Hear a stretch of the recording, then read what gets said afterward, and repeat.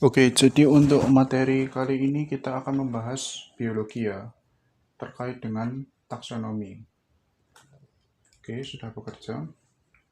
Nah, kenapa hari ini kita membahas tentang taksonomi? Jadi untuk materi yang saya lihat di bukunya sampean itu, untuk materi terakhir kan terkait dengan perubahan lingkungan. Itu sudah ada berbagai jenis pencemaran. Nah, karena itu berhubung nanti kalau nggak salah ini kan awal Juni kan sudah mulai ujian ya.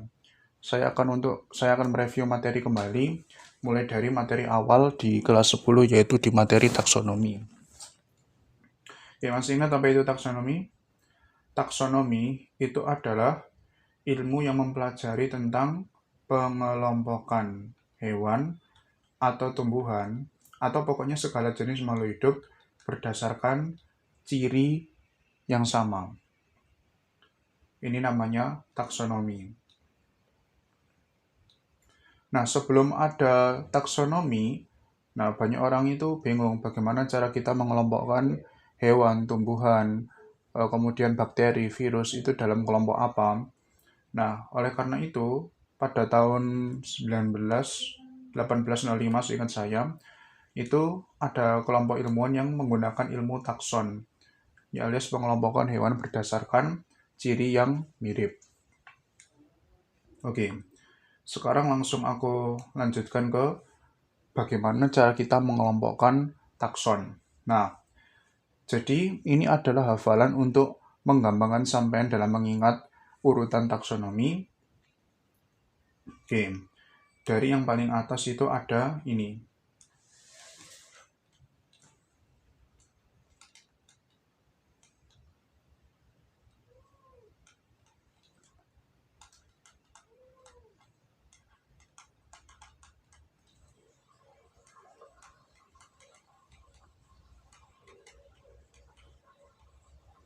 Oke, jadi hafalannya untuk urutan taksonomi itu seperti ini, Mas. Ada king, diva, cari orang paling ganteng sedunia. Oke, jadi gimana cara kita untuk menggunakannya? Maksudnya ini kan cuma singkatan. Nah, sekarang saya jelaskan kepanjangan dari masing-masing ini. Nah, king ini adalah kingdom. Sorry. Ini adalah kingdom. Diva dari div itu adalah divisi. Divisi itu untuk tumbuhan. Nah, sedangkan hewan itu adalah filum. Cari, C.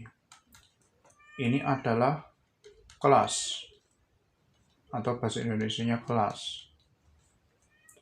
Orang dari O, yaitu ordo. Faling, dari fa, yaitu family. Ganteng, G, genus, dan S sedunia yaitu spesies. Oke, jadi berikut ini adalah urutan dari taksonomi, mulai dari yang paling atas sampai yang paling bawah. King, diva, cari orang paling ganteng sedunia. Kingdom, divisi atau filum, kelas, ordo, family, genus, dan spesies. Nah, jadi ini adalah urutan dari taksonomi. Nah, sebelum lanjut, ini tak hapus dulu ya.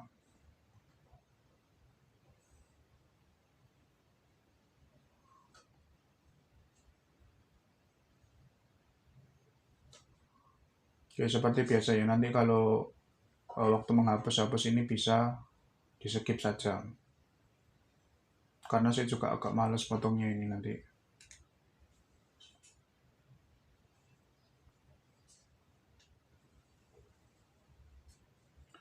Oke, aku jelaskan satu-satu di sini, mulai dari yang takson paling atas, yaitu kingdom.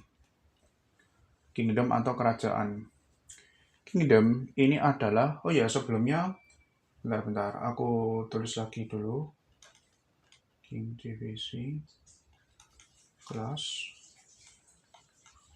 Ordo, family, genus, spesies. Oke, sebelum aku jelaskan satu-satu, aku jelaskan dulu tentang hubungan keterkaitan antara takson ini, tingkatan takson ini. Jadi, untuk takson, semakin ke bawah, nah, cirinya semakin banyak. Tapi, kekeluargaannya atau kedekatannya itu semakin jauh.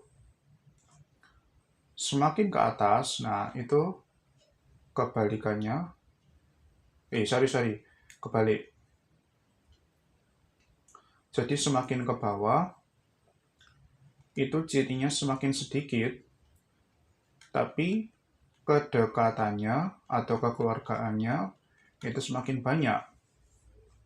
Nah, semakin ke atas, itu cirinya semakin banyak, tapi kedekatannya semakin berkurang. Jadi ini adalah hubungan atas dan bawah dari takson. Maksudnya gimana? Oke, maksudnya ini aku ambil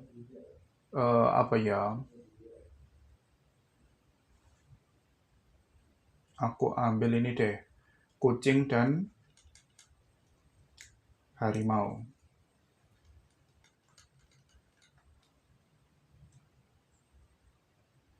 Jangan harimau, yang agak jauh. Oke, kucing dan sapi. Nah, kucing ini ada di sini misalnya. Kucing dan sapi, dia itu sama-sama ada di kelas mamalia. Karena sama-sama menyusui kan? Kucing itu menyusui, sapi juga menyusui. Nah, tapi untuk ordonya, kucing itu masuk herbivora. Nah, sedangkan sapi itu kebalik, sorry. Melambung saya. Kucing itu masuk karnivora, sedangkan sapi itu masuk herbivora. Kayak gini.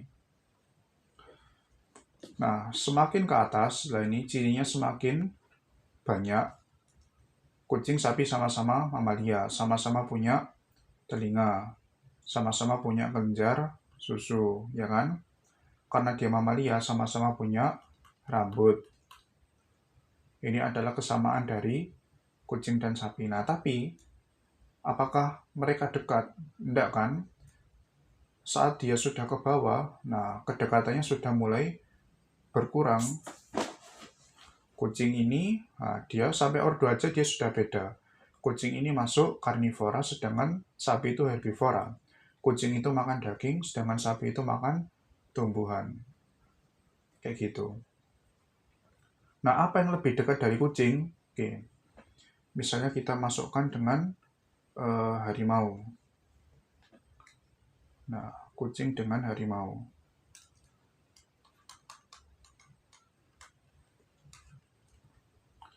Nah, kucing sama harimau, ini sama-sama, yang pertama dia sama-sama mamalia di kelasnya, ya kan?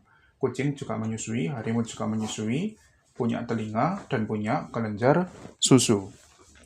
Nah, tapi di familinya dia juga masih sama-sama Felidae. Atau di ordo kucing-kucingan. Untuk ordonya ini sama-sama karnivora, sama-sama makan daging. Nah, kemudian di familinya baru tadi di Felidae, alias kucing-kucingan. Ya, pokoknya tuh yang makhluk yang mirip kucing gitulah. Walaupun ada kucing kecil, ada kucing besar, dia masuk di famili Felidae. Nah, baru dia sudah mulai berbeda saat ada di sini. Nah, genus. Untuk kucing, genusnya itu adalah Felis, alias kucing kecil. Nah, sedangkan harimau itu genusnya adalah Panthera, alias harimau besar. Kucing besar. Nah, ini sudah berbeda ya, sampai sini. Apalagi spesies. Nah, dia lebih berbeda lagi. Apakah ada yang sama sampai genusnya? Nah, ada. Misalnya harimau sama singa.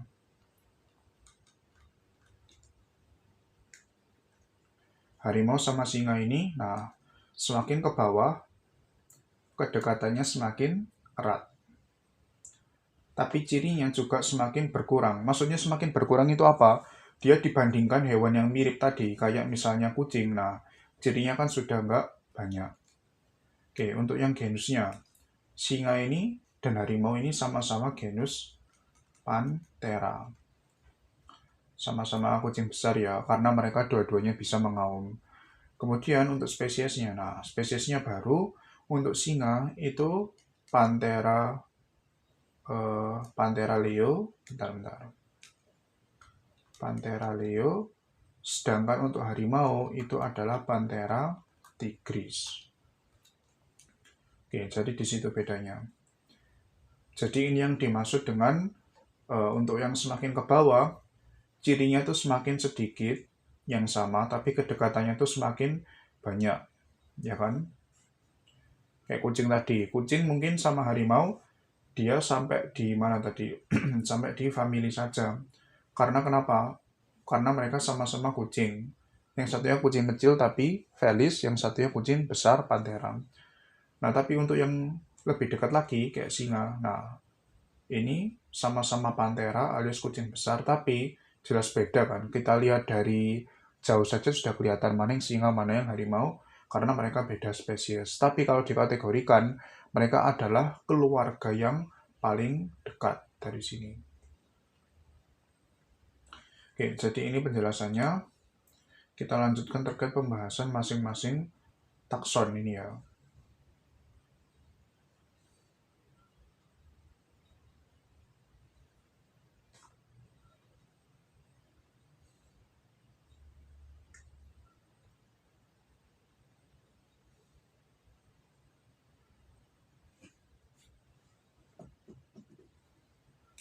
Oke, yang pertama ada kingdom.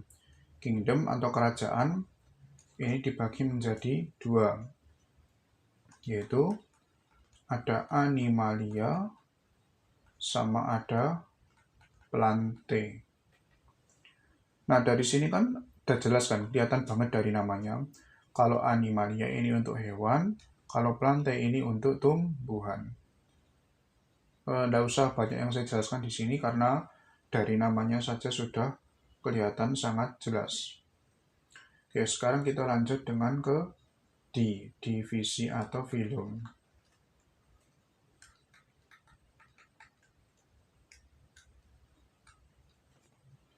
Oke, untuk hewan. Filum, nah ini adalah biasanya membedakan tubuh berdasarkan struktur tubuhnya. Jadi filum ini adalah divisi atau filum. Kalau filum itu di hewan, divisi itu tumbuhan ya. Filum itu membedakan hewan berdasarkan struktur tubuhnya. Misalnya kita ada ini, Porifera. Porifera ini adalah apa? Adalah hewan yang tubuhnya berpori. Misalnya kayak spons laut.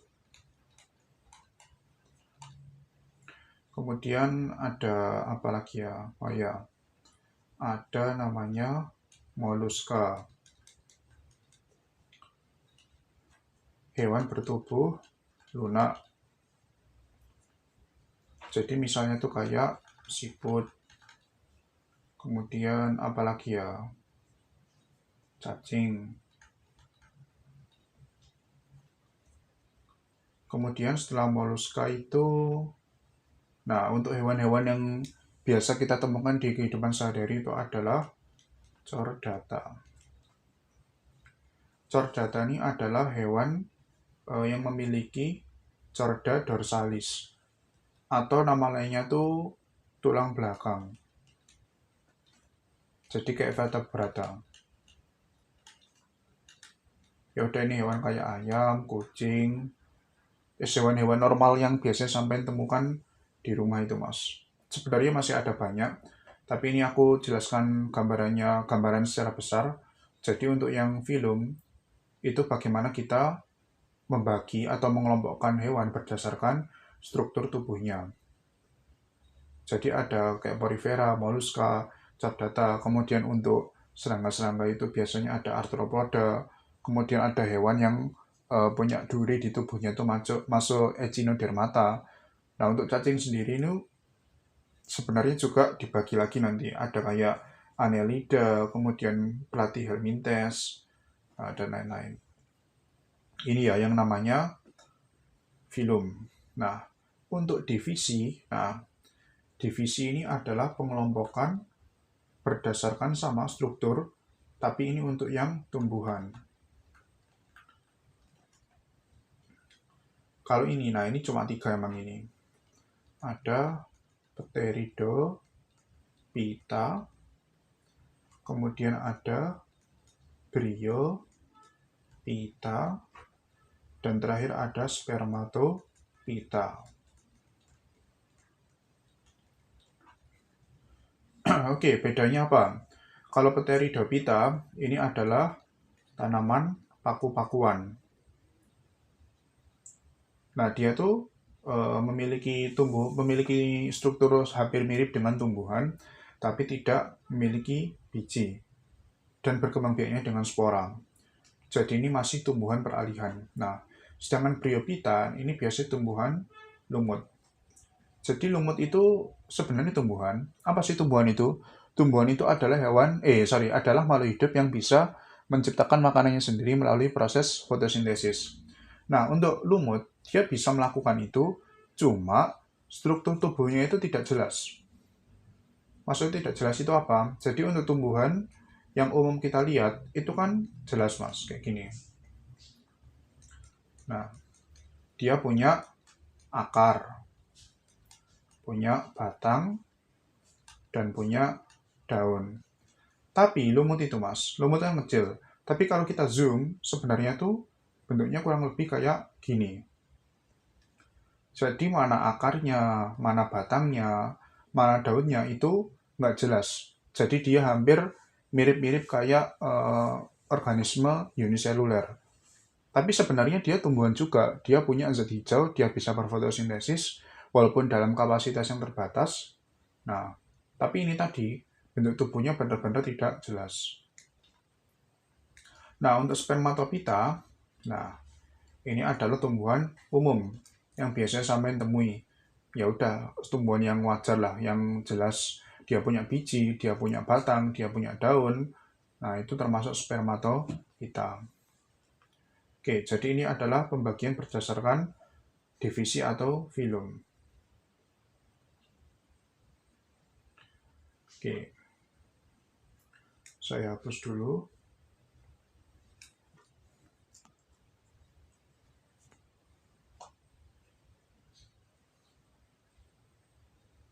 Nah, kemudian ada kelas.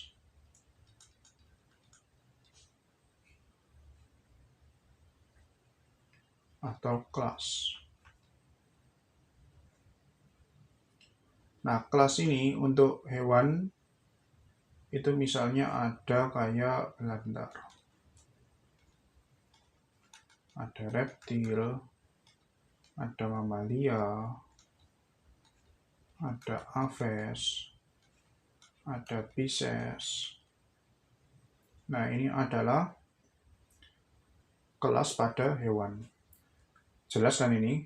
Reptil itu ya udah kadal-kadalan, ular. Kemudian mamalia itu hewan yang punya kelenjar susu, yang punya rambut. Aves itu burung dan ayam-ayaman. Pisces itu ikan. Oh ya, kurang satu lagi. Itu ada amfibi, alias hewan yang bisa hidup di dua alam. Nah, untuk tumbuhan apa kelasnya? Nah, untuk tumbuhan aku tulis di sini. tumbuhan. Nah, ini ada monokotil sama dikotil. Jelas bedanya kan ya? Masih ingat? Mono 1, di 2. Monokotil tumbuhan yang punya keping biji 1, sedangkan dikotil tumbuhan yang punya biji 2. Kayak gitu. Ini untuk kelas. Nah, setelah ini ada yang cukup banyak pembagiannya.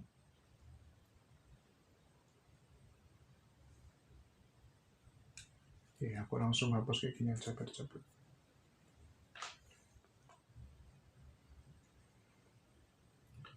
Nah, untuk ordo, kemudian family,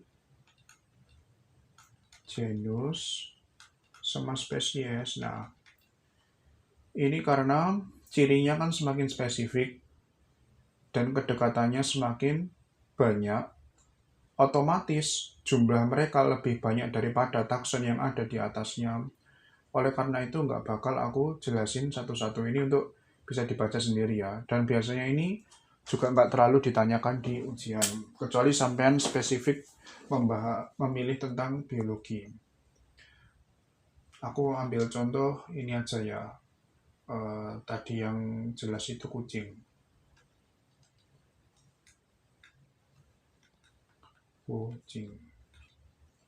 Nah, untuk kingdomnya Animalia, filum Chordata, kemudian kelasnya Mammalia, terus ordo Carnivora, family Felidae, genus Felis, spesies Catus. Oke. Jadi begini adalah cara penamaan lengkap berdasarkan struktur taksonomi. Mulai dari yang paling atas, nah Animalia, dia termasuk kingdom Animalia alias hewan. Nah ini kan kucing masih punya persamaan dengan misalnya ikan, kemudian burung, apalagi ya ular. Lalu apa kesamaannya? Mereka sama-sama hewan. Siput, ya kan? Nah, baru waktu sampai di Chordata, nah siputnya ini kita hilangkan. Masuk yang ketiga ini. Kenapa? Karena sama-sama punya tulang belakang.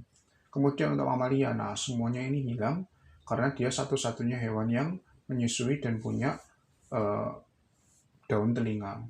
Apalagi sampai ke bawah ini, nah masih banyak lagi. Oh ya, sebelumnya saya jelaskan bagaimana cara menulis spesies yang betul. Jadi misalnya aku punya tanaman padi. Nah, ini namanya kan Oryza sativa. Yang depan ini adalah genus, yang ini adalah spesies. Nah, ini bagaimana cara penulisannya? Penulisan yang betul itu bisa, kalau nggak digaris bawahi, nah Oryza sativa bisa ditulis miring. Oryza sativa, nah kayak gini. Jadi terserah mau pilih yang mana, mau yang digaris bawahi atau yang ditulis miring. Oke, jadi ini adalah pengenalan terkait taksonomi. Jadi taksonomi itu adalah ilmu bagaimana kita mengelompokkan makhluk hidup berdasarkan cirinya. Nah, kenapa kita harus menggunakan taksonomi? Agar kita bisa mempelajari perilakunya, kemudian apabila mereka bisa memberikan manfaat, kita bisa mencari mana yang memiliki manfaat yang sama. Kalau mereka menjadi masalah, kita bisa menggunakan cara yang sama atau unit lateral untuk mengatasinya. Itu makanya kenapa kita perlu mempelajari ilmu taksonomi. Oke. Nah, sebenarnya taksonomi tadi kan ada ini tadi ya. Ada kingdom, phylum, class, ordo, family, genus, species. Nah, pada tahun 1900 itu ada ditambah satu lagi, Mas. Karena masih ada makhluk hidup yang belum kita masukkan ke sini. Dan itu ada di atasnya kingdom. Apa itu? Oke. Jadi, kingdom tadi kan harusnya paling atas. Karena dia mencakup makhluk hidup dalam skala yang besar. Tapi ada Mas, skala yang lebih besar lagi. Terutama sejak 1900 itu kan sudah mulai revolusi terkait mikrobiologi atau penelitian terkait mikroorganisme. Apa itu? Nah, di atas ya kingdom itu ada namanya domain. Kenapa kok ada domain? Domain ini mencakup 3 makhluk hidup, yang memiliki jumlah terbanyak di dunia ini. Yang pertama tuh ada bakteria, kemudian ada archaea, dan yang ketiga itu ada eukarita.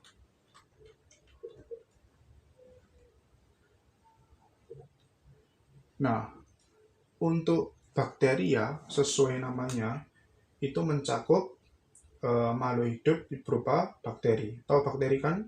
Bakteri itu adalah makhluk hidup bersel tunggal atau ada beberapa yang multiseluler. Nah, kemudian dia biasanya menyebabkan penyakit.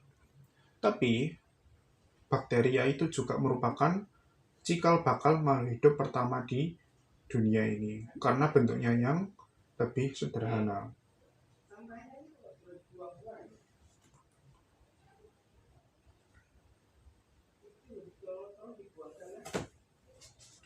Kemudian, archaea ini sebenarnya juga merupakan bagian dari bakteri.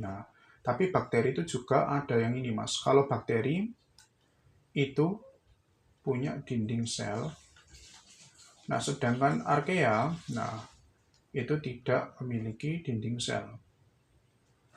Jadi barangkali sampai ketemu makhluk hidup di soal ya, itu namanya adalah Archaebacteria. Jadi tidak usah bingung, dia masuk archaea atau bakteria, dia masuk archaea. Karena bakteria dan archaea sebenarnya masih mirip, cuma untuk yang archaea, dia tidak memiliki dinding sel. Kemudian untuk ketiga, ini adalah makhluk hidup yang paling umum kita temui, yaitu eukarita. Apa itu eukarita? Eukarita itu ya kayak kita ini, karena kita kan adalah hewan, tapi nggak salah juga. Manusia itu juga merupakan bagian dari mamalia. Kalau di taksonomi, eukarita itu adalah makhluk hidup yang memiliki membran inti.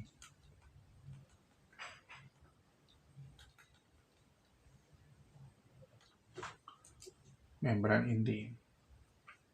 Ya kayak apa? Ya itu tadi, kayak tumbuhan, hewan, itu merupakan bagian dari eukarita. Virus, sampai tahu virus kan?